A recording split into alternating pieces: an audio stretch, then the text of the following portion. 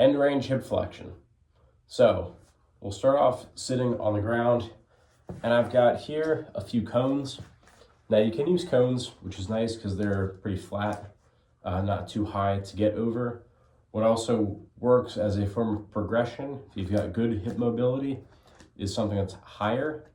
If something like a cone, which sits about an inch or two off the ground, is a little too low, or too high, I should say, then you can use something like a band or a marker or something that's very low.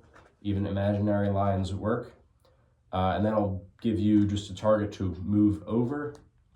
Anyways, what you're gonna do with this one, we'll set up a few of these cones, and then from here, your starting position will be at the last one here with your farthest cone between the legs.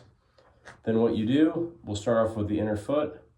You'll bring it simply up and over, gentle tap, then over, over, over, and come back from there. So that'll count as one set, or one rep, I should say. And so this would be gentle tap at each one, your second rep.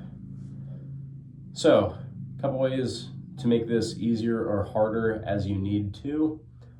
The farther you sit forward, the harder this is going to be. So if I'm leaning as far forward as I can't get that up off the ground. If I sit up straight, it's pretty challenging, but I can do it.